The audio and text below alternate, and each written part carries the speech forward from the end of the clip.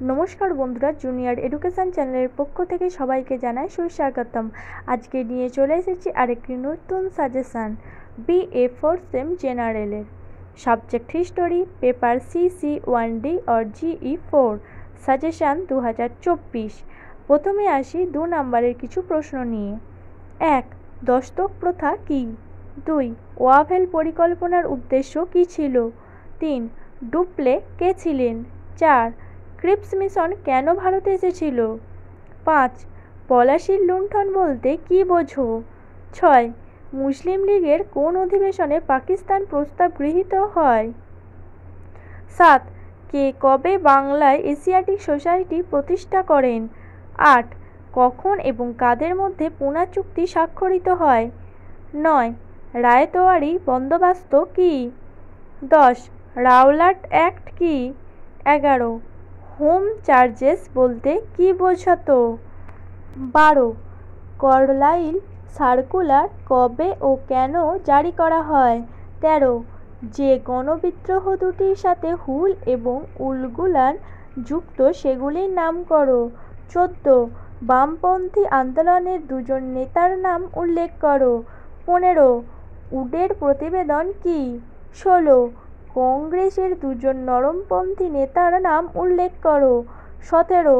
নরমপন্থী রাজনীতিবিদদের দুটি সীমাবদ্ধতা উল্লেখ করো। 18. আর্য সমাজ কে প্রতিষ্ঠা করেন এবং কখন? 19. গণপতি ও শিবাজি উৎসব কে চালু করেন, এগুলির উদ্দেশ্য কী ছিল? 20. ডিরোজিও কে ছিলেন? 21. সত্যাগ্রহ বলতে মহাত্মা গান্ধী কী বুঝিয়েছিলেন? 22. ওয়াপি আন্দোলনের প্রাথমিক লক্ষ্য কী ছিল?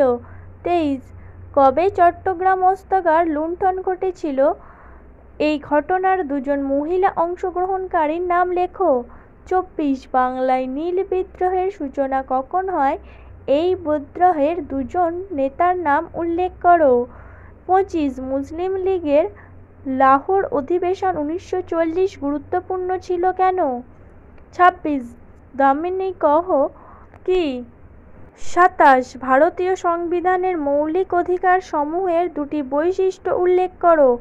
28. অমৃতসরের সন্ধি কবে ও কাদের মধ্যে স্বাক্ষরিত হয়? 29. অন্ধকূপ হত্যা কী? এবার আসি 5 নম্বরের কিছু প্রশ্ন নিয়ে। 1. 18 শতকে বাংলায় দ্বৈত শাসনের তাৎপর্য পরীক্ষা করো। 2.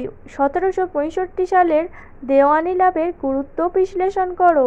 3. সম্পদের নির্গমন বলতে কী বোঝায়? 4. খিলাফত আন্দোলন গান্ধীজির কী ভূমিকা ছিল? 5. লর্ড উইলিয়াম বেন্টিংয়ের সংস্কারগুলি বিশ্লেষণ করো। 6. বাংলায় স্বদেশী আন্দোলনের তাৎপর্য কী ছিল? 7. অসহযোগ আন্দোলনের তাৎপর্য কী ছিল? 8. 1857 সালের বিদ্রোহের তাৎক্ষণিক কারণ আলোচনা করো। 9. 1935 খ্রিস্টাব্দের ভারত শাসন আইনের মূল বৈশিষ্ট্যগুলি আলোচনা করো। 10. বাংলায় চিরস্থায়ী বন্দোবস্তের 1793 প্রভাব আলোচনা করো। মন্ত্রী মিশনের প্রস্তাব কী কী ছিল? 12. বক্সারের যুদ্ধের গুরুত্ব ব্যাখ্যা করো। এবার আসি 10 নম্বরের কিছু প্রশ্ন নিয়ে। 1. টিপু সুলতানের সময়ে ইঙ্গ-মহীশূর সম্পর্ক পর্যালোচনা করো। 2. ভারতে মুসলমানদের পুনর্জাগরণের আলিগড় আন্দোলন কী ভূমিকা নিয়েছিল?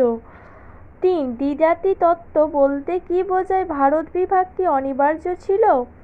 4.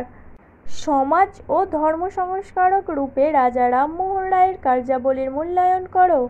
5. ভারতীয় রাজনীতিতে গান্ধীর উত্থানকে তুমি কিভাবে ব্যাখ্যা করবে? 6. ভারতের স্বাধীনতা সংগ্রামে আজাদ হিন্দ ফৌজের অবদানের মূল্যায়ন করো। যদি তোমাদের আরও অন্য কোনো সেমিস্টারের কোয়েশ্চেন পেপার বা সাজেশান দরকার হয় তাহলে আমাদের কমেন্টের মাধ্যমে জানাতে পারো। ধন্যবাদ সবাইকে। Junior education.